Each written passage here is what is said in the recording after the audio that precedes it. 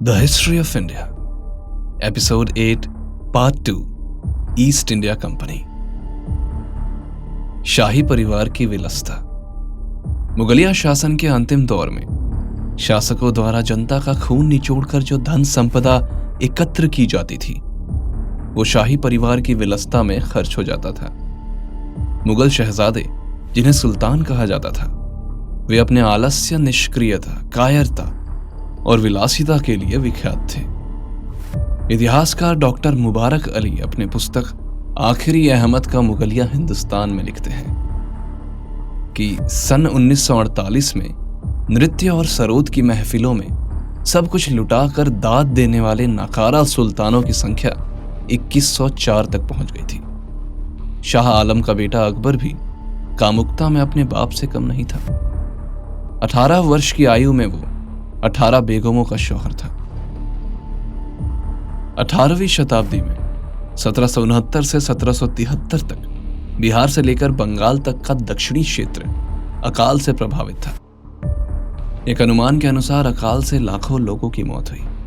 Governor general Warren Hastings की एक report के अनुसार 1/3 आबादी भूखमरी से मर गई। मौसम की प्रतिकूल स्थिति के अलावा ग्रामीण आबादी कंपनी द्वारा लगाए गए भारी कर के कारण कंगाल हो गई थी। नोबेल पुरस्कार से सम्मानित अर्थशास्त्री अमर्त्य सेन के अनुसार बंगाल का अकाल मानव निर्मित था। किसी भी तरह के विवाद की स्थिति में ईस्ट इंडिया कंपनी स्थानीय शासकों को अपनी सेना किराए पर उपलब्ध कराती थी, लेकिन इन सैन्य खर्चों के बोझ की वजह से वे जल्द ही कंगाल हो जाते और उन्हें अपना शासन गंवाना पड़ता। मानवीय त्रासदियों से उठाया फायदा। इस तरह कंपनी लगातार अपने क्षेत्र का विस्तार करती जाती।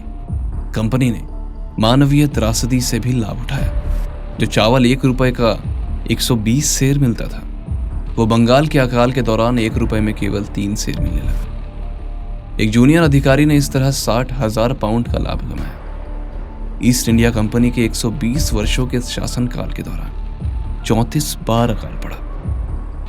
मुगल शासन के अंतर्गत अकाल के दौरान लगान, कर को कम कर दिया जाता था, लेकिन ईस्ट इंडिया कंपनी ने अकाल के दौरान लगान में वृद्धि की। लोग रोटी के लिए अपने बच्चों को बेचने लगे। ईस्ट इंडिया कंपनी के एक कर्मचारी शेख दीन मोहम्मद ने अपने यात्रा वृतांत में लिखा है कि सन 1780 के आसपास जब हमारी सेनाएं आगे बढ़ रही थी, तो हमने कई हिंदू तीर्थ यात्रियों को देखा जो सीता कुंड जा रहे थे। 15 दिनों में हम मुंगेर से भागलपुर पहुंच गए। हमने शहर के बाहर शिविर लगाया। यह शहर औद्योगिक रूप से महत्वपूर्ण था और व्यापार की रक्षा करने के लिए इसके पास अपनी एक सेना भी थी। हम 4-5 दिन वहां ठहरे। हमें पता चला कि ईस्ट इंडिया कंपनी के कैप्टन ब्रूक, जो सैनिकों की 5 कंपनियों का प्रमुख था, वो भी पास में ही ठहरा हुआ है। उसे कभी कभार पहाड़ी आदिवासियों का सामना करना पड़ता। ये पहाड़ी लोग भागलपुर और राजमहल के बीच की पहाड़ियों पर रहते थे और वहां से गुजरने वाले यात्रियों को परेशान करते थे। कैप्टन ब्रूक ने उनमें से बहुत सारे लोगों को पकड़ लिया और उन्हें एक मिसाल बना दिया। कुछ लोगों को सार्वजनिक रूप से कोड़े मारे गए और कुछ लोगों को इस तरह से फांसी पर लटकाया गया कि पहाड़ों से साफ तौर पर दिखाई दे, ताकि उनके साथियों को दहशत में रहना पड़े। यहां से हम आगे बढ़े और हमने देखा कि पहाड़ी के सभी प्रमुख स्थानों पर हर आधे मील पर उनके शव लटके हुए हैं। हम सुकली गढ़ी और तलिया गढ़ी के रास्ते राजमहल पहुंचे, जहां कुछ दिनों तक रुके। हमारी सेना बहुत बड़ी थी, लेकिन पीछे से व्यापारियों पर कुछ अन्य पहाड़ियों ने हमला कर दिया। हमारे सिपाहियों ने उनका पीछा किया, कई लोगों को मार डाला और 30 या 40 पहाड़ी लोगों को पकड़ लिया गया। अगली सुबह जब शहर के लोग हमेशा की तरह हाथी, घोड़े और बैलों का चारा लेने गए और जलाने के लिए लकड़ी खरीदने के लिए पहाड़ियों के पास गए, तो पहाड़ियों ने उन पर हमला कर दिया। 7 या 8 लोग मारे गए। पहाड़ी अपने साथ 3 हाथी, कई ऊंट, घोड़े और बैल भी ले गए। हमारे हथियारबंद सैनिकों ने जवाबी कार्रवाई में बहुत से पहाड़ियों को मार डाला जो तीर कमान और तलवारों से लड़ रहे थे, और 200 पहाड़ियों को हिरासत में ले लिया। उनकी तलवार का वजन 15 पाउंड था, तो अब हमारी जीत की ट्रॉफी बन चुकी थी।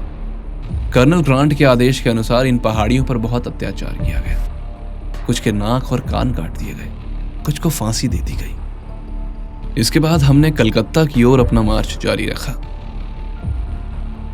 टीपू सुल्तान से मिली चुनौती। केवल मैसूर के शासक टीपू सुल्तान ने फ्रांस के तकनीकी सहयोग के साथ कंपनी का वास्तविक प्रतिरोध किया और कंपनी को 2 युद्धों में हराया भी। लेकिन भारत के अन्य शासकों को अपने साथ मिलाकर टीपू सुल्तान पर भी काबू पा लिया गया। जब कंपनी के गवर्नर जनरल लॉर्ड वेलेस्ली को 1799 में टीपू की मृत्यु की सूचना दी गई, तो उसने अपना गिलास हवा में उठाते हुए कहा कि आज मैं भारत की लाश पर जश्न मना रहा हूं। लॉर्ड वेलेस्ली के ही कार्यालय में कंपनी को अपने सैन्य विजय के बावजूद वित्तीय कठिनाइयों का सामना करना पड़ा। उसका कर्ज बढ़कर 3 करोड़ पाउंड से भी अधिक हो चुका था। कंपनी के निर्देशक ने वेलेस्ली के व्यर्थ खर्च के बारे में सरकार को लिखा और उन्हें ब्रिटेन वापस बुला लिया गया। साल 1813 में ब्रिटिश संसद ने भारत में व्यापार पर ईस्ट इंडिया कंपनी के एकाधिकार को समाप्त कर दिया और अन्य ब्रिटिश कंपनियों को व्यापार करने और कार्यालय खोलने की अनुमति दे दी। औद्योगिक देश से कृषि देश बना भारत। ब्रिटेन के सदन ने 1813 में थॉमस मुनरो से पूछा, जिन्हें 1820 में मद्रास का गवर्नर बनाया गया था, कि औद्योगिक क्रांति के बावजूद ब्रिटेन के बने कपड़े भारत में क्यों नहीं बिक रहे हैं। तो उन्होंने जवाब दिया कि भारतीय कपड़े कहीं अधिक गुणवत्ता वाले हैं। लेकिन फिर ब्रिटेन में बने कपड़े को लोकप्रिय बनाने के लिए सदियों पुराना स्थानीय कपड़ा उद्योग को नष्ट कर दिया गया और इस तरह ब्रिटेन का निर्यात, जो 1815 में 25 लाख पाउंड था, वो 1822 में बढ़कर 48 लाख पाउंड हो गया। ढाका, जो कपड़ा निर्माण का प्रमुख केंद्र था, उसकी जनसंख्या 1.5 लाख से घटकर 20,000 हो गई। गवर्नर जनरल विलियम बेंटिक ने अपनी 1834 के रिपोर्ट में लिखा कि अर्थशास्त्र के इतिहास में ऐसी विकट परिस्थिति का कोई और उदाहरण नहीं मिलता है। भारतीय बुनकरों की हड्डियों से भारत की धरती सफेद हो गई है। किसानों की आय पर 66% कर लगा दिया गया, जो मुगल काल में 40% था। नमक सहित दैनिक उपयोग की वस्तुओं पर भी कर लगाया गया। इससे नमक की खपत आधी हो गई। कम नमक का उपयोग करने के कारण गरीबों के स्वास्थ्य पर इसका बुरा प्रभाव पड़ा। हैजा और लू जैसे होने वाली मौतों में उल्लेखनीय वृद्धि हुई।